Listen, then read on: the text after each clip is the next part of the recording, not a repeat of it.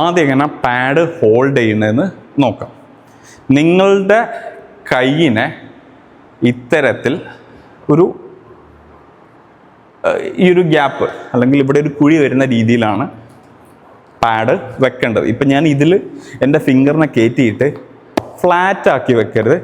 Just എന്ത് ചെയ്യുക, ആ ഒരു കുഴി ഞാൻ വെച്ചു പോരാ. കൂടാതെ റിസ്റ്റിനെ സ്ട്രെയിറ്റ് അല്ല വെക്കുക, ഡൗൺവേർഡ് ടൈറ്റ് ചെയ്ത് വെക്കും.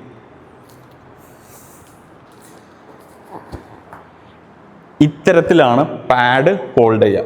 പാഡ് ഹോൾഡ് ചെയ്യുന്ന സ്റ്റൈൽ നോക്കുക. ഇങ്ങനെ ഇമ്പാക്റ്റ് നമ്മുടെ റിസ്റ്റിലേക്ക് വരാത്ത രീതിയിൽ വേണം ചെയ്യാൻ. ഇനി ഇങ്ങനെ ഹോൾഡ് ചെയ്യുന്ന സമയത്ത് തന്നെ നമുക്ക് കൃത്യമായിട്ട് ഇവിടെ പഞ്ച് വരണം. അതല്ല ഈ എൻഡിലൊക്കെയാണ് പഞ്ച് വരുന്നതെങ്കിൽ ഇതിങ്ങനെ മടങ്ങിപ്പോവും. നമ്മളെ വിരലിന് ഡയറക്റ്റ് ഹിറ്റാണ് വരുന്നത്.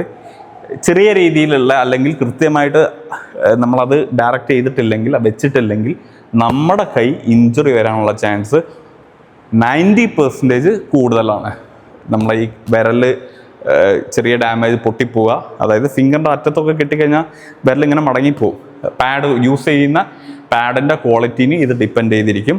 അതേപോലെ സ്ഥിരമായിട്ട് പാഡ് വർക്ക് പറഞ്ഞു കൊടുക്കുന്ന അല്ലെങ്കിൽ ചെയ്യുന്ന ഒരാളാണെങ്കിൽ അയാളുടെ കൃത്യമായി ചെയ്തിട്ടില്ലെങ്കിൽ അയാളുടെ റിസ്റ്റിനും ഇഞ്ചുറി വരാനുള്ളൊരു ചാൻസ് വളരെ കൂടുതലാണ്.